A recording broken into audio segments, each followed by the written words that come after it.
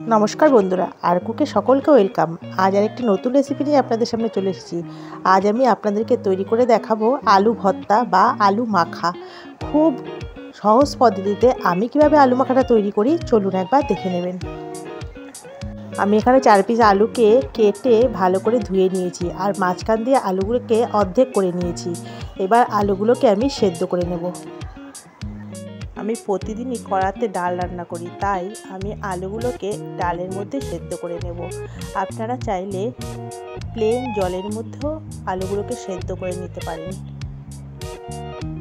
4টে আলুই আমি ডালের মধ্যে দিয়ে দিয়েছি। এভাবে 10-15 মিনিট ঢাকা দিয়ে আমি আলুগুলোকে সেদ্ধ করে নেব। দেখুন 15 মিনিট পর ফিরে এলাম, ঢাকাটা তুলে দিয়েছি। এবার আলুগুলো সেদ্ধ হয়ে গেছে। এবার ডাল থেকে আলুগুলোকে হাতার সাহায্যে তুলে নেব।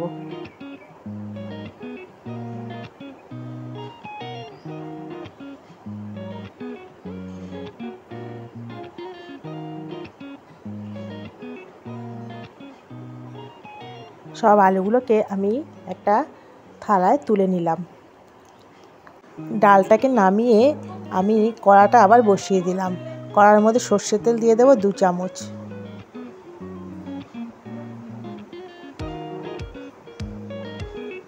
তেল গরম হওয়া পর্যন্ত অপেক্ষা করব। দেখুন তেল গরম হয়ে গেছে। এবার দিয়ে দিলাম 6-7 খানা শুকনো লঙ্কা। শুকনো লঙ্কাগুলোকে তেলের মধ্যে ভেজে নেব।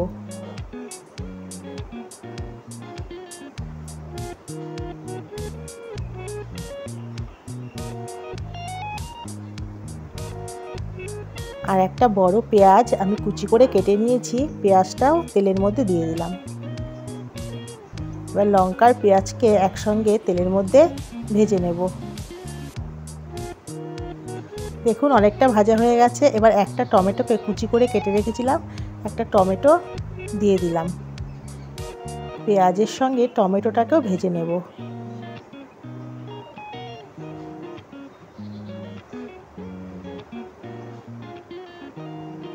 পেঁয়াজ, লঙ্কা, টমেটো ভাজা হয়ে গেছে। এবার আমি এগুলোকে একটা পাত্রে তুলে নেব। এখানে আলু মাখার জন্য আমি হাতা দিয়ে আলুগুলোকে ম্যাশ করে নেব। আপনারা চাইলে হাত দিয়েও করতে পারেন।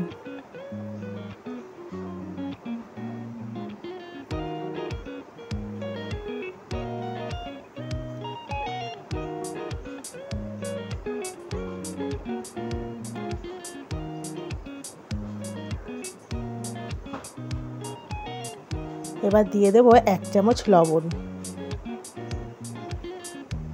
দিয়ে দেব সর্ষের তেল 1 চামচ,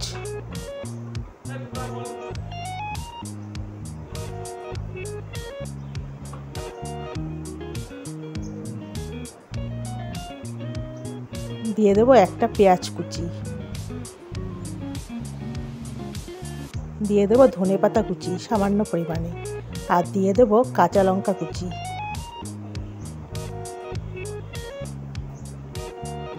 আর যেই পেঁয়াজ আর লঙ্কা টমেটো ভেজে রেখেছিলাম সেটাও দিয়ে দিলাম। এবার খুব ভালো করে হাতের সাহায্যেই আমি আলুগুলোকে মেখে নেব।